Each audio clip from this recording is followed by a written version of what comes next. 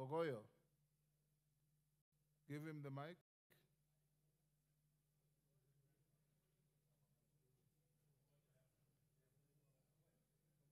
You have the mic with you.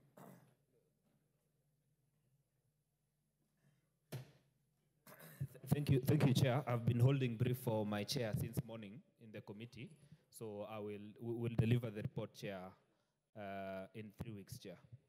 In this house, we don't have a chair, we have the speaker. Oh, Mr. Speaker, sir. Yes. Yeah. 2 weeks, Kragu. Next order. Yeah? Pardon? Oh, Majority Leader, your Thursday statement. Thank you, Honorable Speaker. This is the usual Thursday statement on behalf of the House Business Committee, pursuant to Standing Order 44-2A. And the House Business Committee met on Tuesday, 23rd July 2024, to prioritize business for consideration during the week. Allow me, Honorable Speaker, to take this opportunity once again to welcome members back to the House after the just concluded short recess. This part of the third session promises to be busier than usual.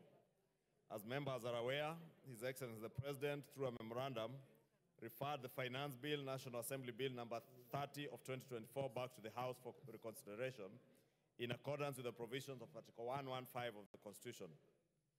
In fact, as shown in today's order paper, Honorable Speaker, the House is scheduled to consider the President's reservations to the bill and make its final decision. Honorable Speaker, further to this week, the House has been considering the supplementary estimates for the financial year 2024-2025, occasioned by the outcome of the Finance Bill of 2024. Again, as indicated in today's order paper, it is expected that consideration of the supplementary estimates will also be concluded at the Committee of Supply today. Additionally, the President has since nominated various persons for appointment to the offices of Cabinet Secretaries. I would like to urge the Committee on Appointments to expedite this important business of great national interest. Honorable Speaker, I'm aware that this committee did sit this morning under your chairmanship in preparation of that. As we reflect on what has been achieved, Honorable Speaker, I wish to point out that our mission is far from over. We still have a significant number of legislative proposals, bills, other statutory instruments, and reports that most certainly need our keen attention.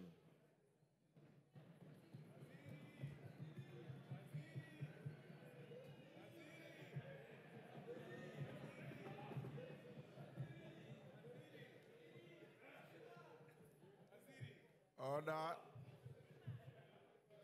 Go on, Majority Leader. Thank you, Honorable Speaker. I was wondering why the House was cheering the leader of minority as he walked in, and he's also a member of the House Business Committee. Honorable Speaker, I was saying I therefore urge members to rise to the occasion when the business is presented before the House and to remain diligent in its consideration. Honorable Speaker, with regards to business for Tuesday next week, the House is expected to consider the first and second reading of the Supplementary Appropriation Number 2 Bill of 2024, which is expected to be published upon conclusion of the Committee of Supply on the supplementary estimates.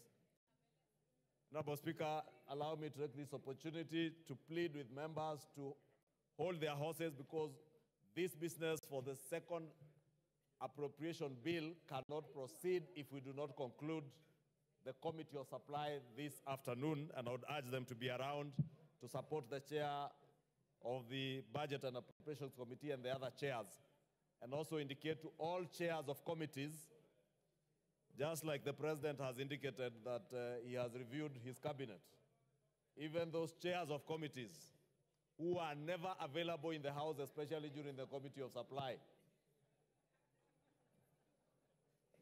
Notice is being served. Honorable Speaker, I hear some members saying those are threats.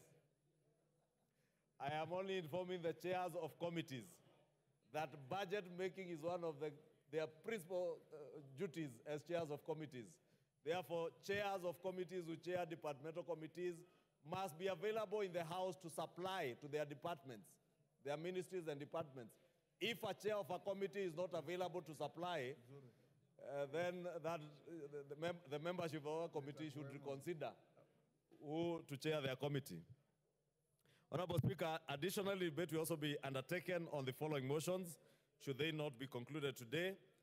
1, the reports of the Auditor General on the National Government Constituency Development Fund for 9 constituencies in Bungoma County. 2, report on consideration of a public petition on funds spent contrary to the provisions of Article 223 of the Constitution. 3, report on consideration of the audited accounts of specified state corporations. And lastly, report on enhancing reporting of parliamentary business on online platforms. In conclusion, Honorable Speaker, the House Business Committee will reconvene again on Tuesday, 30th July 2024 to schedule business for the rest of that week. I now wish to lay this statement on the table of the House. Thank you. Thank you, Majority Leader. Next order.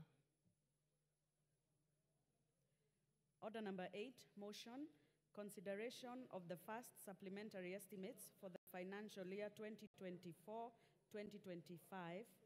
Mover to reply. Honorable members, order. Honorable members, as we go to order number 8, where we're calling the Chairperson Budget and Appropriations Committee, order, Ndindi, I'm addressing you in particular. After you reply to order number 8 and the question is put, we shall reorganize the order paper and go first to order number 10 to dispose of the issue of the President's reservations to the finance bill, which will be dealt in the committee of the whole.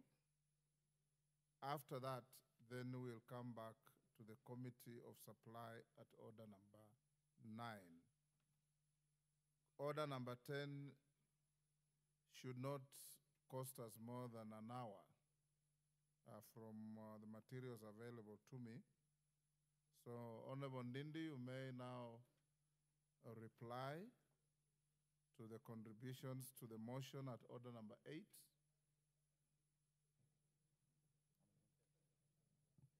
Thank you very much, Honorable Speaker. Honorable Speaker, as I reply, I first of all want to thank all the members of this House. We have been in a very tumultuous moment for the last 4 or so weeks. Honorable Speaker, I want to thank all the members for giving so much time into this process. The departmental committees have been burning midnight oil in regards to the revision of the budget, and I am glad that, Honorable Speaker, we have a document that represents what Kenya wants to achieve, even within a very limited fiscal space.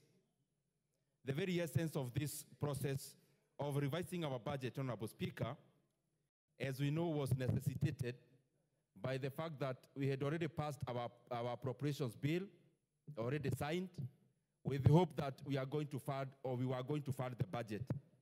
Unfortunately, it was not possible, given what we all now understand, that Kenyans told us to look inwards and see what we can do within the limits of revenue-raising measures that were already in place in 2023. And in that regard, Honorable Speaker, we did 2 things. We had to increase our debt slightly bit by around 167 billion shillings.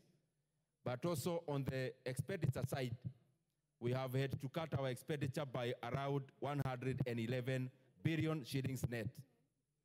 Honorable Speaker, one thing that I want to cite is the kind of selflessness we have seen in this House. Honorable Speaker, since I came to this House, it is only in this budget cycle that I have seen members of Parliament like Waboka seated here, like Honorable Junet, actually supporting the cut of NGCDF. This shows that Kenyans, through their representatives here in Parliament, that we agreed we are in different movements. And Honorable Speaker, therefore, all of us had to have a haircut when it comes to expenditure.